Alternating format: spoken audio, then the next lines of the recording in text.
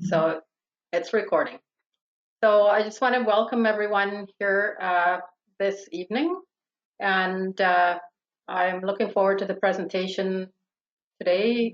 We've heard a lot about the Truth and Reconciliation Commission's call to action, and so this is allowing us to have a good overview of this. So before we get started, I'd like to do the land acknowledgement. So I'm just going to start that. The Pembina Active Living 55 Plus operates on the original lands of Anishinaabe, Cree, Oji-Cree, Dakota, and Dene peoples, and on the homeland of the Métis Nation. We respect the treaties that were made on those territories. We acknowledge the harms and mistakes of the past, and we dedicate ourselves to move forward in partnership with Indigenous communities in a spirit of reconciliation and collaboration. So this evening, our presenter is a very special person, Elder Albert McLeod, who's joined us. For those of you who registered for the session, you would have read his bio, but if you indulge me for a moment, I'll just read it again. Elder Albert McLeod is a Satis Indian with ancestry from, can you just say the word, please, because I'm probably not going to say it right. Nisitchawayasi. Cree Nation, and the Métis community of Norway House in northern Manitoba. He has over 30 years of experience as a human rights activist.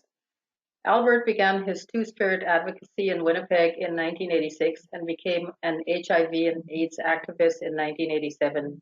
He's the director of the Manitoba Aboriginal AIDS Task Force from 1991 to 2001.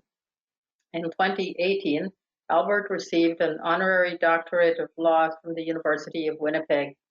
Albert lives in Winnipeg, where he works as a consultant, specializing in Indigenous peoples, cultural reclamation, and cross-cultural training. And just by way of information, Albert will also be presenting at our fourth workshop. So welcome, Albert. So I've turned the screen over for a share screen, and Albert, you can take over the presentation. Great, thank you. I'm just going to set up here with my, see if I can find my slides. Let's see here. Can you see them? Yep. Yes. Oh, there we go. You can see them, right? Oh, they're gone again. They're gone. Yeah. Are Here they we back? go. Yes, yes, they are. Okay, great. Yeah. Okay, thank you everybody for being a part of this session this evening. And I'm going to walk through with you just sort of the history of Indian residential schools in Canada, and then the Truth and Reconciliation Commission, and the idea of the calls to action, 94 calls to action, which were a result of this national commission. And Canada itself, as you know, is a large nation that has a history of about 400 years with contact with Europeans, but also has a very long history of Indigenous inhabitation of many diverse Indigenous cultures over tens of thousands of years. And so that's kind of where we're at in terms of how this commission came about, and I'll explain how that happened. And then I'll stop about maybe 10 to 7, and if you have any comments or questions for clarification, then we'll spend some time doing that before we end the session this evening. So I'm just going to go to from the beginning. See, there we go. So this is the first slide. So it's the Truth and Reconciliation Commission, the 94 calls to action. Let's see if I could go forward. Not sure. Okay, I'm not sure how to. Yeah, this is very different from. Okay, here. Yeah, Albert, maybe because, yeah, when I was doing it last time, I had some difficulty moving the slides too. I tap, do you have like on your, instead of a mouse, do you just have like a pad on your laptop? Yeah, yeah. Yeah, try tapping on that because that seemed to work sometimes the last time, but I did. Yeah, I'm not sure why Yeah. it's not going forward. That's too bad. Okay. We escaped Yeah. this. Oh, there we go. Yeah, I was in full Okay. screen mode, that's why. Okay. So in terms of Indian residential schools, and here's an example. This one is in just on the border north of the Palm, Manitoba, on just over the border in Saskatchewan. It's called the Guy Indian Residential School. It was built in 1929 and it burnt down in 1952. And it's in the small community now of Sturgeon Landing First Nations. And you could see that in the school there was 2 dormitories. And what happened was, with the federal government and the various churches that were involved in delivering what the federal government considered Western education to assimilate Indigenous children into Canadian society, they built these very elaborate sort of Victorian-style buildings in the far reaches of the north to house these children by the hundreds. And the children came from many small reserves or small Métis and Inuit communities, and were essentially under the control of the nuns and priests of the various churches that were running these schools. But what also happened at this time is they did something that was not traditional in Indigenous communities, is that the children were forced to live in segregated dormitories based on what we consider a Euro-Christian binary gender. Whereas in their community, they would have contact with their siblings. In these institutions, in many cases, they were not even allowed to talk to their siblings of the opposite gender. So it was a very regimented, controlled environment under the eyes or the control of nuns and priests. And many of them were not from these communities or even from the provinces.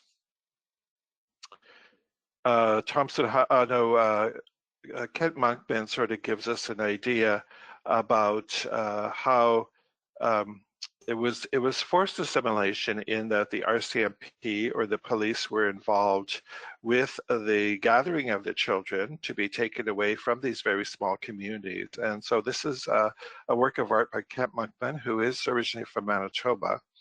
And he's done a series of, showing us that no camera was allowed to record during that period. It was over 100 years. And because it was the law, the parents had no recourse but to send their children to these schools. And so the church and the government were involved in going to these isolated reserves by boat, by canoe, by road, or by airplane, and ensuring that these children were delivered to these schools. So this artist kind of gives us a view of the trauma that would have happened in the communities, and that these parents were forced to give up their children. And some of the children were as young as 4 and 5 years old that were taken away to these various schools. And if you were an orphan, you didn't go back to your community because there was really nowhere for you to stay. So you would stay in the school, and some students stayed in those schools for up to 10 years without ever returning to their home community. Now, this is from the National Center for Truth and Reconciliation website, and what they've done is an interactive a web page where you can click on each school and it'll give you more details.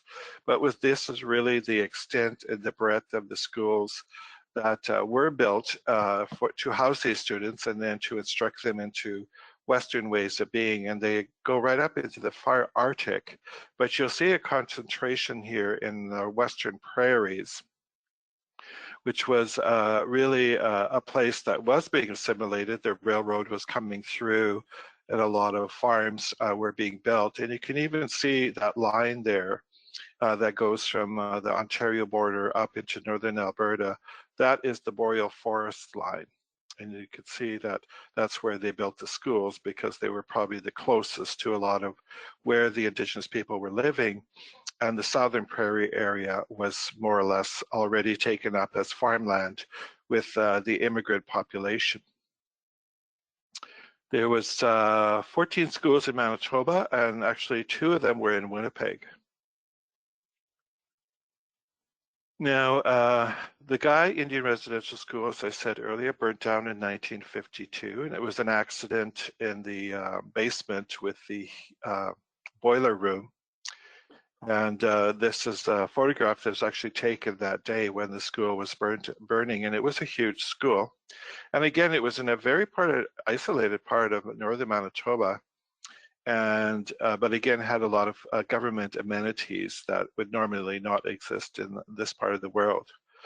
So the various schools over the over 110 years of the school era, they were state-sponsored schools, and they ran Indian residential schools as well as day schools.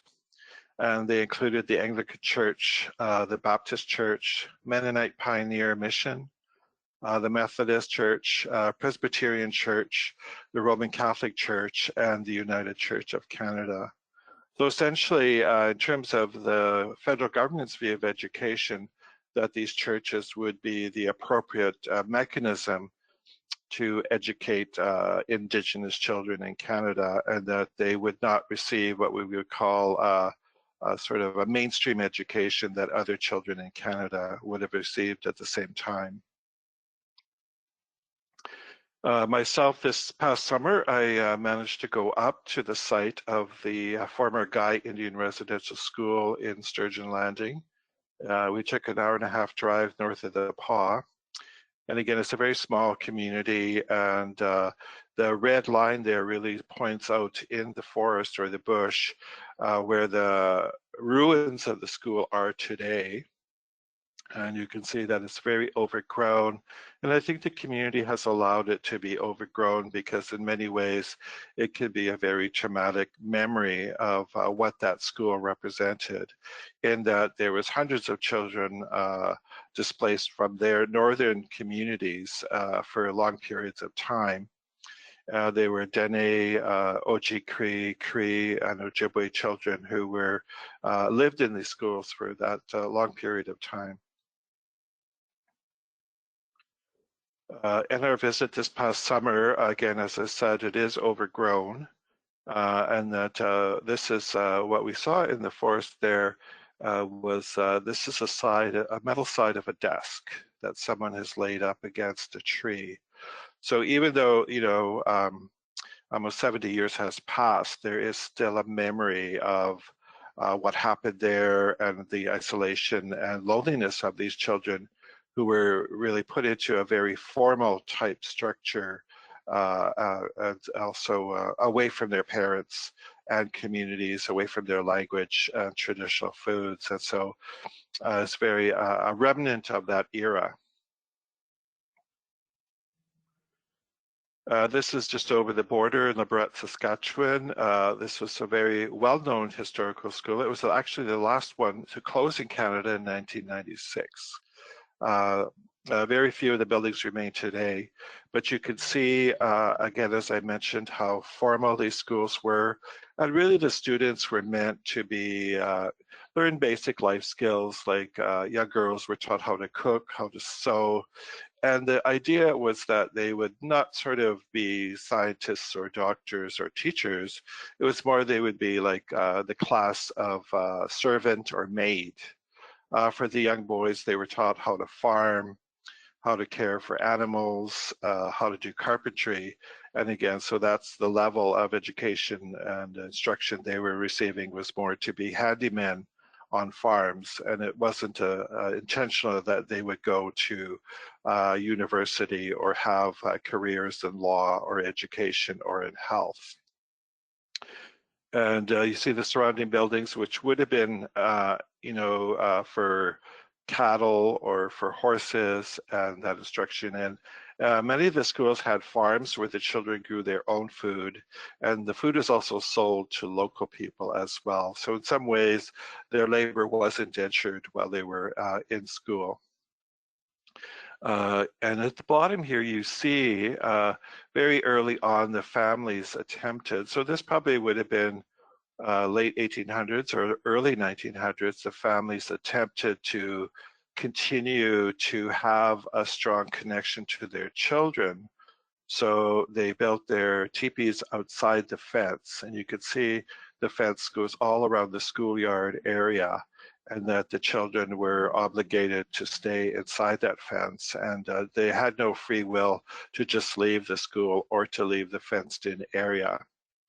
And many children never actually saw where they were because they were just transported in and out of these schools and never really saw what was around them.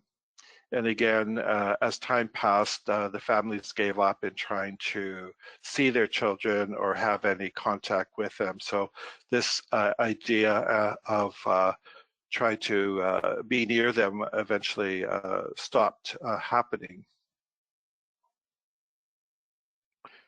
Now, in terms of Canada at the time, so colonization from England and France was really about following Euro-Christian ideals and values. And the concept of a supreme being was Christian-based, and it was very patriarchal, male-driven.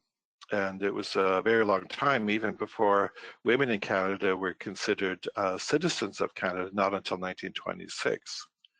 But so patriarchy really ruled colonization in Canada in that the legal system, health education system, all of that was more or less controlled by Euro-Christian males who had benefited from colonization, but also inherited wealth through generations, and again became the new rulers or leaders of the society. But basically for the various churches that were running these schools, it was really to introduce this dogma to Indigenous children and to sort of convert them to Christianity, to sort of abandon their own values and beliefs, even their language. And so they were more or less forced to speak English, to learn English, and then inculcated through repetition of classes to learn about the Bible and about Christianity, and how if they renounce their indigeneity, they would become sort of common citizens.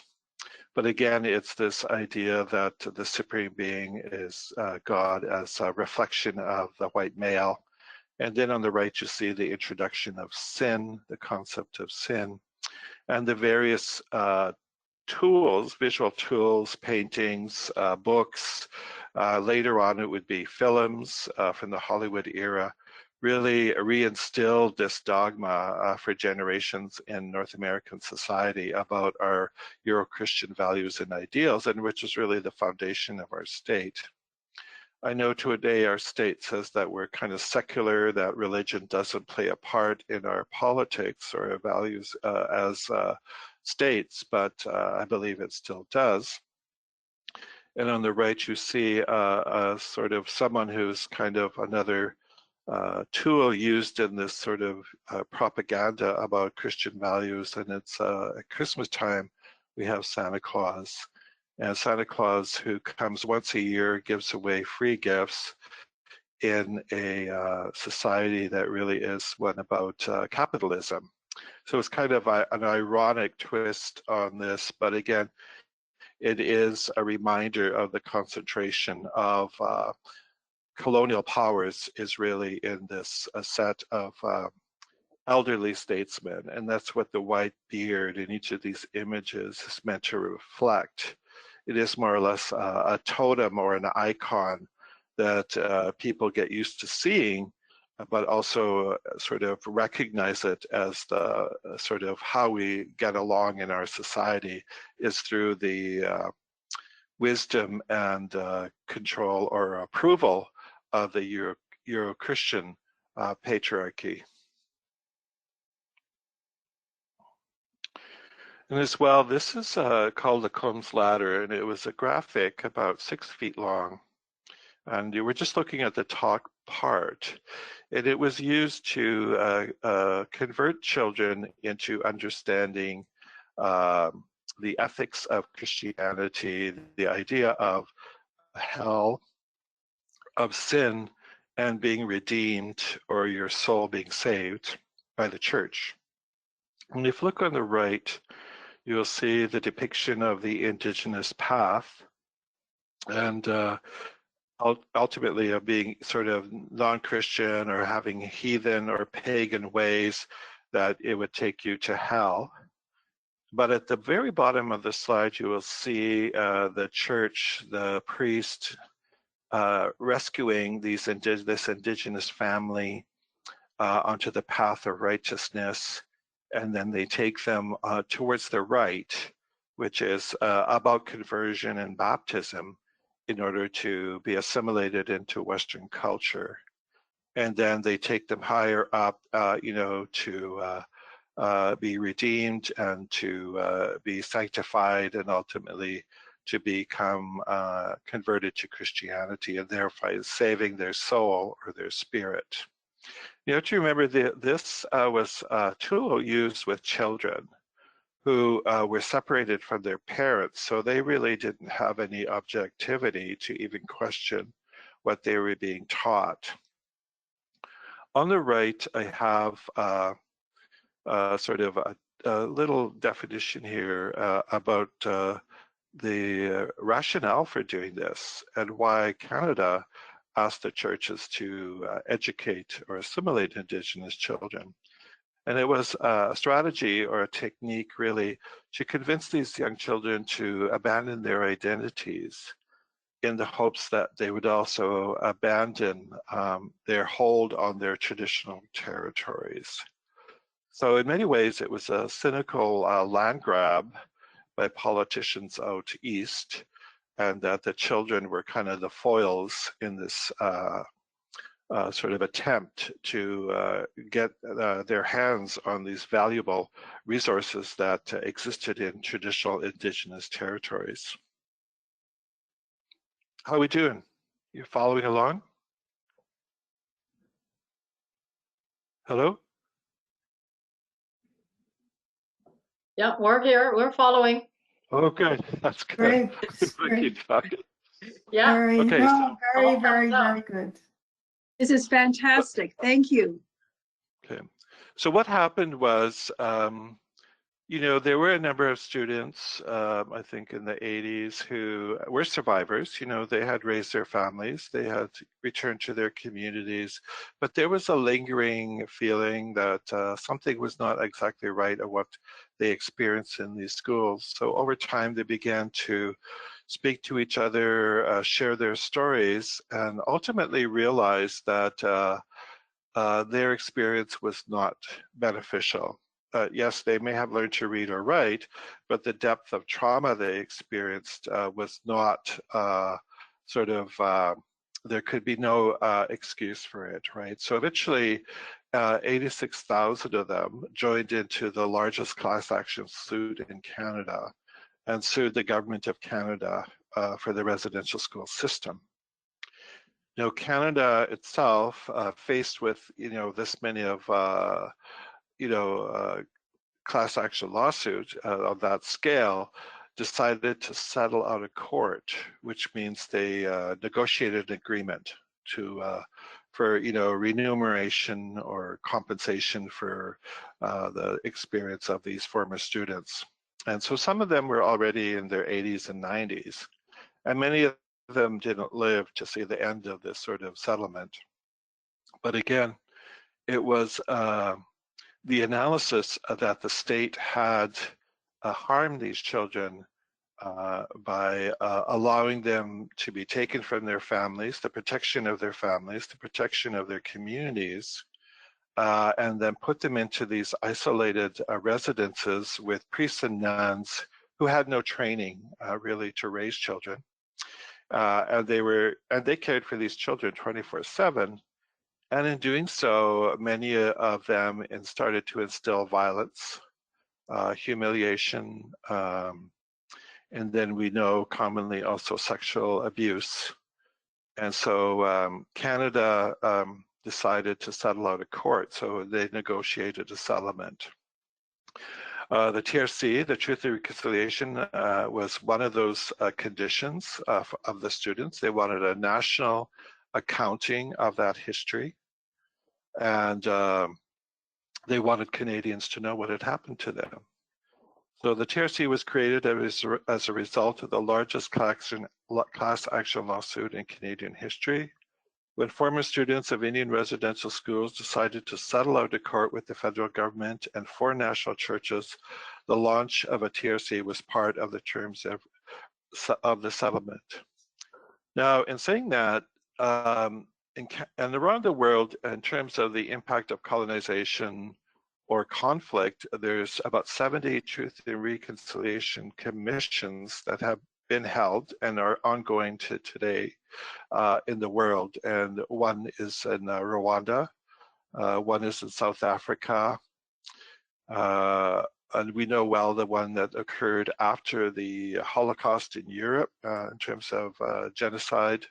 So national commissions like this are not something unique just to North America or to Western colonized states. They do occur around the world where there's conflict or there's a human rights violation, and in many cases, violence and genocide. Now, looking at the impact intergenerationally, and the earliest days of these attempts goes back to about 1830. In that, generations of children came home, tried to assimilate back to their traditional families, and many found it very difficult. And so there was a lot of conflict in terms of some of these children returned home and did not speak their traditional language. So many of them left their homes and came to urban centers where there was really nothing for Indigenous people in those days. And even today, there's not much in Winnipeg for Indigenous people coming from northern remote or unreserved communities.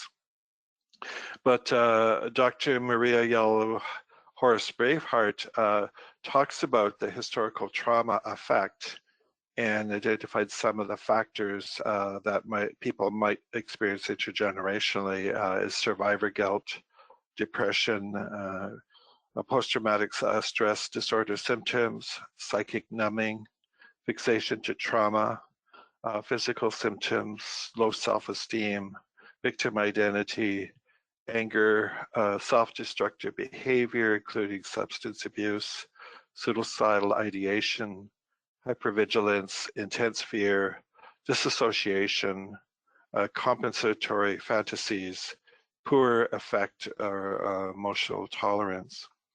And part of this has been because, in the 50s and 60s, schools were being built in the north, high school, junior high schools, elementary schools, and First Nations and Métis and Inuit children began to attend these schools, but none of this trauma was ever addressed in their families. So many of them didn't fare well because their focus was elsewhere. And in many cases, they didn't understand what they were feeling or why they were feeling it because no one ever talked about it. It was something hidden, something very secretive. A lot of the family members who had been violated, of course, didn't want to talk about it. There was no really context for them to talk about, there was a lot of shame about what they went through. So they really didn't tell their children what happened to them. Now, in terms of the settlement that came about, the Indian Residential School Settlement Agreement settled the largest class action lawsuit in Canada's history. Part of what I understand why Canada did settle is because they could not defend in the World Court what they had done. So more or less they were guilty, and in the settlement they did admit that as a state they had harmed the children.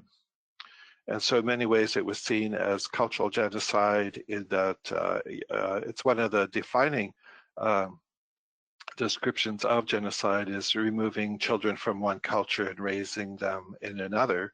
It's called cultural genocide. So Canada really had no footing in this class action lawsuit, and again chose to settle it.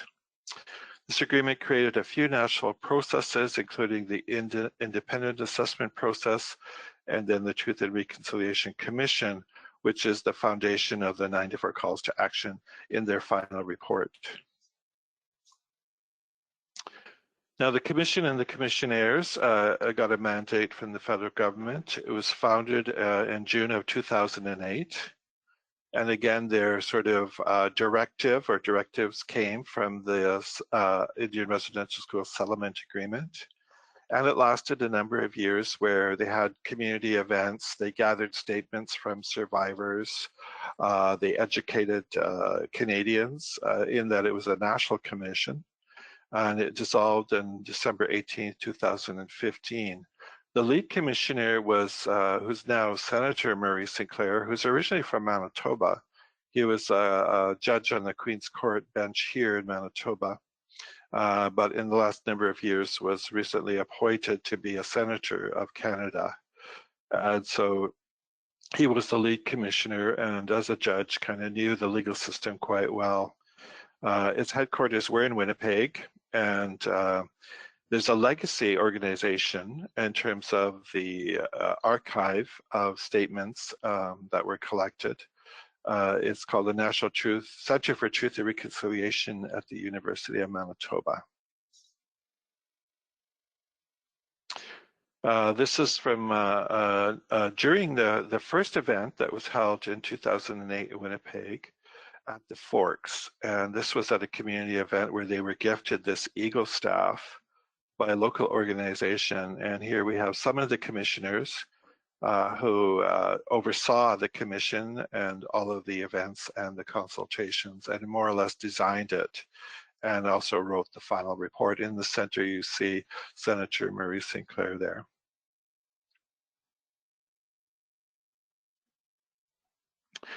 The commission's mandate was to inform all Canadians about what happened in Indian residential schools.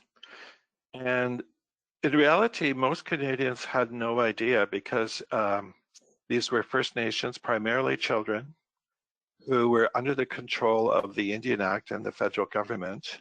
Their reserves were very isolated, and regular Canadians rarely went to these communities or could even find them, and in most cases didn't even know they existed. So it was kind of an inside story to the federal government, and most Canadians had no idea about the strategy or the philosophy of educating First Nations children in this particular manner. So part of it was, at some level, the survivors wanted other Canadians who had gone through a regular school system, right, where they could go home, be with their parents, have dinner, play with their brothers and sisters, have the weekend off, have the summer off, and kind of have a normal lifestyle. In that their experience was totally different, and there was a lot of trauma and hurt involved in their education. So that was one objective. And then the other one was the commission documented the truth of survivors, their families, communities, and anyone personally affected by the Indian residential school experience. Now, later on, the day school class action lawsuit came into play about 5 years ago. And so this is, these were schools that predated Indian residential schools.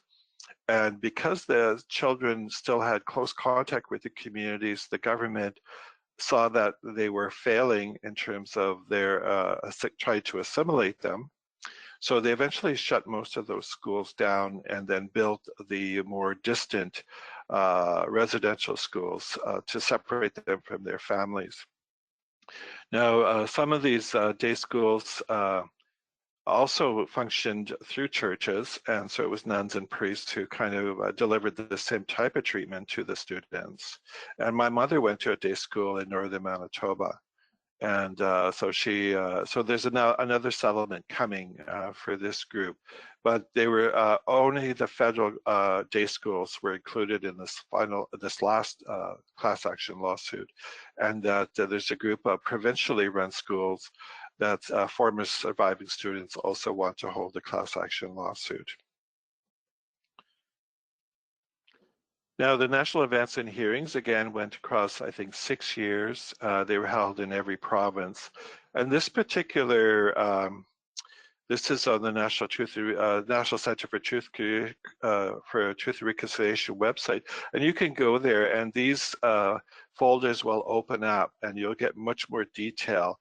But it kind of shows you that it went right across Canada, that they had events and hearings where People could come and make a statement. Some made public statements. Many of them were recorded. The independent assessment process was a separate level of hearings that were private, and it was for compensation for children who might have experienced physical, mental, emotional, or sexual abuse. And so that was negotiated through lawyers, and eventually, based on the level of trauma or violence they experienced, a monetary amount would be given to them as compensation.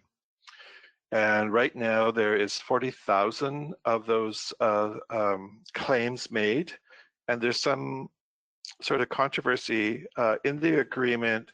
Those particular sensitive statements were destined to be destroyed because they were private in terms of, and some surviving students had to declare very painful, intimate memories of what occurred to them. And so they didn't want those to be in the public sector. So the agreement was that all of that testimony would be ultimately destroyed and not for public viewing.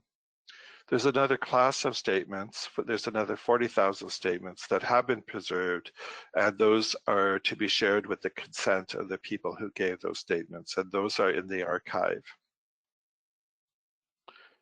Now, the 94 calls to action, so when the report came out in 2015, the Commission published 94 calls to action urging all levels of government, federal, provincial, territorial, and Indigenous to work together to change policies and programs in a concerted effort to repair the harm caused by residential schools and move forward with reconciliation.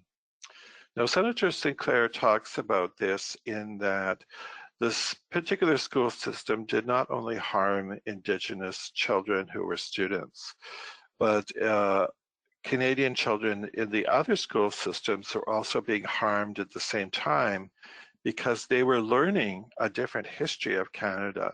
They were learning a different history about Indigenous people, and they were not being told what was actually happening to their counterparts who were Indigenous in these residential schools. So national inquiries or commissions, again, are not solely for Indigenous people. They're actually for all Canadians in that it is our shared history. And so that's why these calls to action were developed to sort of give people a roadmap if they wanted to begin this idea of reconciling the past and dealing with the harms that all Canadians had experienced through this era. Now, this is from a federal government website, and more or less it's a report, an overview on how they've attempted over time to follow through with some of these calls to action. And as I said, there's 94, so it does go by category, and I'm not going to go into too much detail now about each category because 94 is quite a lot to review. But I'll just review the headings briefly. So child welfare, education, language and culture, health, justice, Canadian governments and the United Declaration on the Rights of Indigenous People, the Royal Proclamation and the Covenant of Reconciliation, settlement agreement parties and the United Nations Declaration on the Rights of Indigenous Peoples, equity for Aboriginal peoples in the legal system, the National Council for Reconciliation, professional development and training for public servants, church apologies and reconciliation, education and reconciliation, youth programs, museums and archives, missing children and burial information, the National Center for Truth and Reconciliation, commemoration, media and reconciliation, sports and reconciliation, business and reconciliation, and then newcomers to Canada. So this sort of comprehensive overview, it provides opportunities and kind of advice for how people could begin this process. And what's happened in Canada, universities or businesses or organizations have gone through those particular calls and determined what fits with them, with their vision, with their objectives as an organization, what can they work on, because not one group can work on 94 calls all at the same time. So organizations will find a spot, identify 2 or 3 in terms of their organization philosophy or vision, and begin to address them in various ways. And I'll give you an example. The city of Winnipeg, in terms of their response to the inquiry, established the Indigenous Accord, and more recent, I think there's between 80 and 100 Indigenous organizations who have signed up to that. And really, it's following that commitment to work together with the municipal government in order to, improve things, process ideas of what constitutes reconciliation. Within this framework, I've chosen the Great West Life, which is an insurance company, just to give an example of how they've sort of looked at those calls and began as an institution or an organization to move towards this idea of reconciliation. As one of the Indigenous Accord's inaugural signatories, Great West Life has committed to fostering a workplace culture in which Indigenous peoples and all employees can contribute to their fullest potential. Great West Life outlined the progress they've made toward this goal in their first year, including working with EMIC professional Indigenous engagement services to promote a diverse workforce, including increasing the representation and advancement of Indigenous employees. So in Australia, they've had a similar process because the Indigenous people of Australia have also been oppressed and experienced racism and the segregation of the children from their parents. And they have a National Sorry Day process there. And they've also gone in terms of this reconciliation idea with businesses in terms of creating quotas of hiring of Indigenous people in their business and those kind of things. The second was implementing new training initiatives to foster a more inclusive workplace culture, including a workshop in unconscious bias at our Canadian Senior Leadership Forum. And then providing support to Indigenous community programs, including Inspire's Building Brighter Futures Fund and promoting life skills in Aboriginal youth program. So this is an example how Canadian business, or Manitoba business, has taken the responsibility onto itself to understand the Commission's findings, and then to review the calls for action, and then as an organization implement it through its various levels of leadership, but also in hiring and training and a relationship with the Indigenous community employment sector.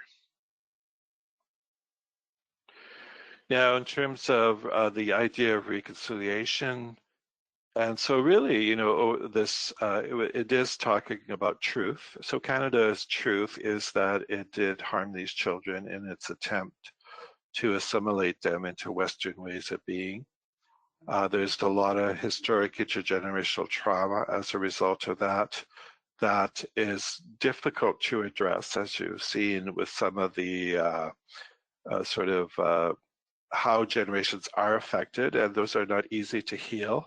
They're very complicated, and success doesn't come overnight. So that is really the truth. And I'm really not sure, since the end of this commission or even the promotion of the calls, truly how much Canadians understand what happened with the commission or its expectations of Canadian society. I think for the most part, Canadians have really forgotten about it. They have some vague understanding of the residential school era. Many Canadians, as the senator, I can't remember her name, said, that Indigenous children did benefit from it. And yes, they may have learned to read and write, as I said, but they also spent, maybe 5 years away from their parents and didn't receive that love or nurturing that other Canadian children did. And I think even today, many non-Indigenous people would not choose to send their child to an Indian residential school or residential school where they were taught a different language. So this idea of Canadians as a whole to understand this reconciling the past, accepting the truth as a state. And I know a lot of people says, well, it wasn't us. I'm, 10th generation settler. My family has nothing to do with that. But it's really how your family got to where they are and the inherited privileges that your family has because of that history. So, it's always, something that's never resolved. But again, it's this idea of reconciliation. So the TRC does promote ideas about how people can become involved in reconciliation at the community level, the corporate level, the individual level, the media level, and then the artistic level as well. And we saw with Kent Monkman, who is, relatively young, I think he's 40 something, that he was using his art to give us an idea of something that happened in Canadian history that we were prohibited from actually seeing happen because it would have been against the law for anybody to report that outside of the people who witnessed that. In terms of, my aunt did actually see a float plane land in the Northern Reserve. She was working there, and they came to get the children. The parents complied because the RCMP would send them a letter if they didn't send their children, and they would have this vague threat that if their children did not go to the school, there would be consequences. And so the parents were really in a no-win situation in that they didn't want to draw any attention from the police, the RCMP. So most of them did comply and give up their children. But in this particular case, the plane landed at the dock, and my aunt witnessed a young girl, maybe about 9 years old, resisting. She did not want to go. She didn't want to leave her family. And she was fighting with the priest who had grabbed her to put her in the plane. And he had a white beard, ironically, and she grabbed it and pulled it until he let go of her, and she ran away. Now that is personal testimony from my aunt who actually witnessed it, the resistance happening from a child, and that girl didn't go to school, maybe not that year. So maybe she saved herself a year of not being in that institution. But again, that comes directly from my aunt's recollection of witnessing it herself. Just in closing, before we break for questions, so we do have a legacy organization at the University of Manitoba, and in the interim years after the end of the inquiry, the commission that they've been putting together this archive that will be a sort of not just a local archive, but an international archive for people to come and study the results of this commission. And there's the website there. It's very easy to search, and it's kind of all set up to inform people about this process. So the archives carry more than 4 million archival records made up of over 15 million digital files.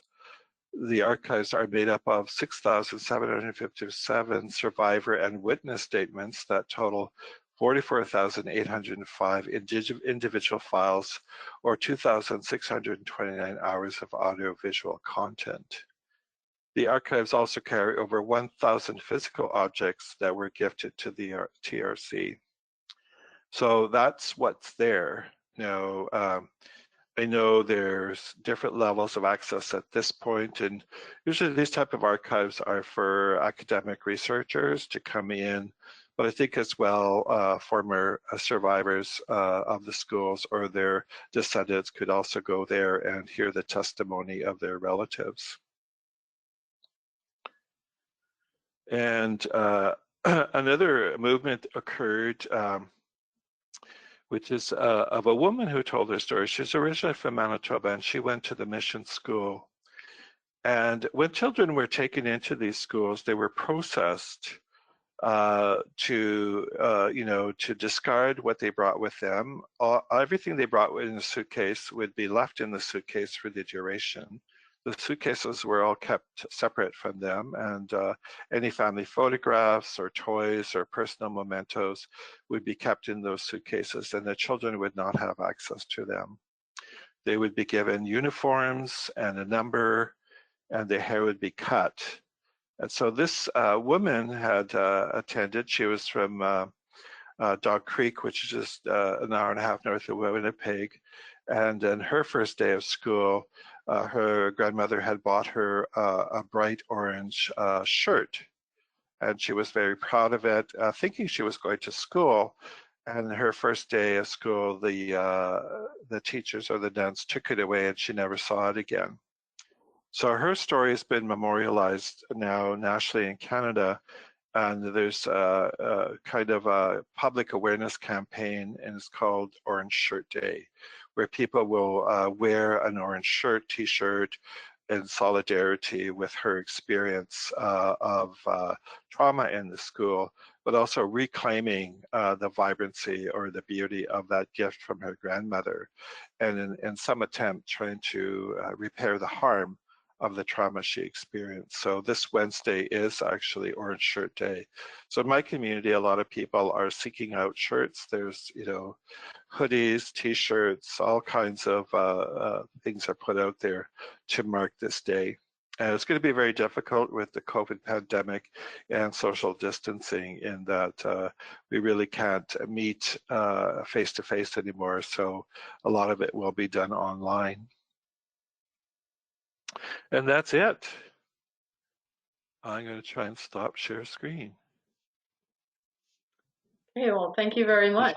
I'm just going to ask anyone to open your mic. If you have a question, you can ask it directly to Albert. Or comments. Albert, this is Janice speaking. Thank you so much. This was quite a wonderful presentation. I'd like everyone to hear this and hear you present it. One of the things that comes up for me is we have a lot of children coming from the communities in the north or outside of Winnipeg.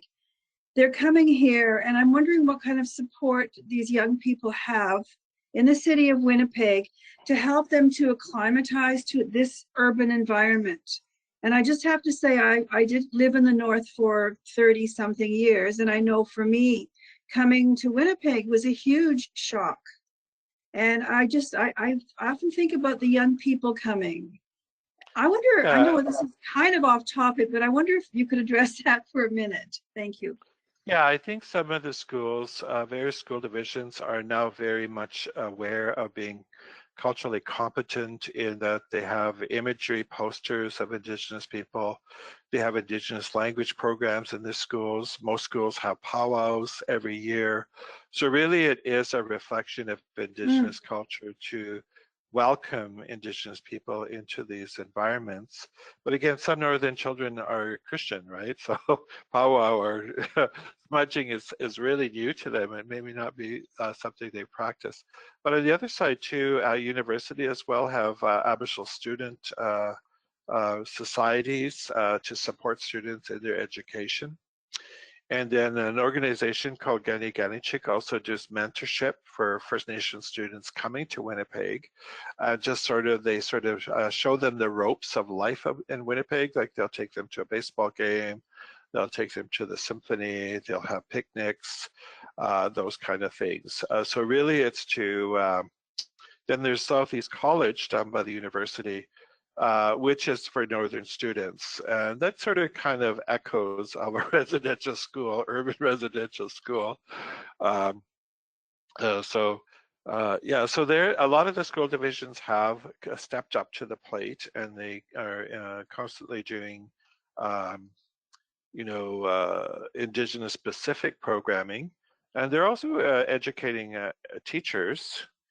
There's the blanket exercise, by Kairos, which is a national organization that they kind of teach the history of colonization to educators.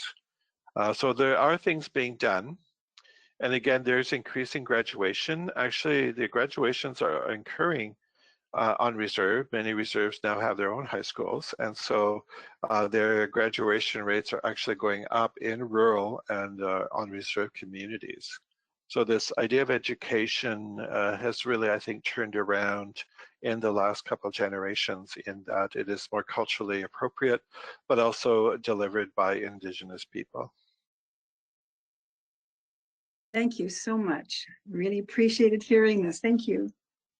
Yeah, my great niece just graduated from 3 years of arts in University of Calgary.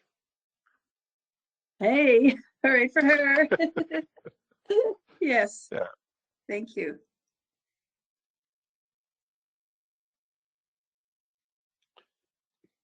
Other questions? Okay, Margaret. Mike. Margaret, your mic. Can you tell me if do they still have potlatches anywhere? Well, in BC, they have come back. They were illegal for quite Yes, a they while. were. They're similar here. They're called giveaways, and they have returned in a big way, especially through our power. But we also have now the resurgence of the Medewan Society, which is more or less our university, which is sort of technological, scientific knowledge with traditional healing knowledge, and those are done out in the forest in the countryside, and those are coming back in a big way. And they're actually going up north more and more. Opaskwack Cree Nation and the Paw has one. The Norway House has one. I think they're going to start one in Cross Lake. So these are the older Hudson Bay Company communities that were very conservative and staunch and very rigid around Indigenous spirituality. And it's interesting now that those sun dances are returning into the far north of really reclaiming that traditional knowledge. Thank you. Albert, it's Sandra. Can you speak a bit about the revitalization of Indigenous languages in really kind of towards reconciliation? Yeah, and I think that's sort of the the whole piece with colonization and the boarding schools in the US as well as the residential schools in Canada was their prohibition of traditional languages. Even though the early colonists learned them, and it was actually a priest, an Anglican priest, I think, in Norway House, who introduced the syllabic writing in 1846. But even so, because with the early settlers, you had to know French, English, Cree, or Ojibwe, the local languages in order to do trade. So, but I think as the formal education, and again, like with Senator St. Clair said, other Canadian students were harmed because they didn't learn Indigenous languages. They were seen as valueless, prohibited, and when I was in high school, we were supposed to learn French, which we never used. But so there is a revitalization of Indigenous languages in Canada now, and especially in Manitoba and southern Manitoba with Ojibwe. And I work with an Ojibwe linguist, Roger Roulette, and he does a more very deep analysis of the Ojibwe philosophy using the language itself. And again, we have to realize these languages evolved over tens of thousands of years. So what they're describing is very complex and nuanced, in that English is an international language of commerce, a hybrid language, and that it in many cases doesn't have the same depth as Indigenous languages. There, we're at 8:01. Okay, thank you. You guys have been great students. Other questions for anyone or comments?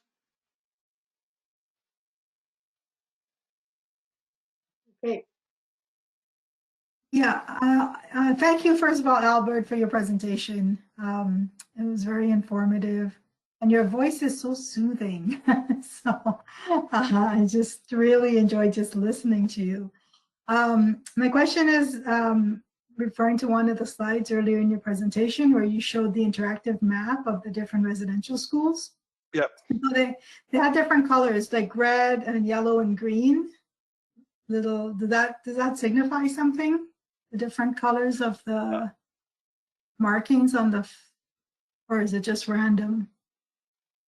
No, I think there's, I didn't check and see what they were.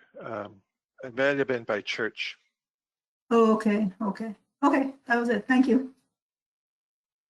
And you have the link, so you can go there and have a look. Mm-hmm. Thanks.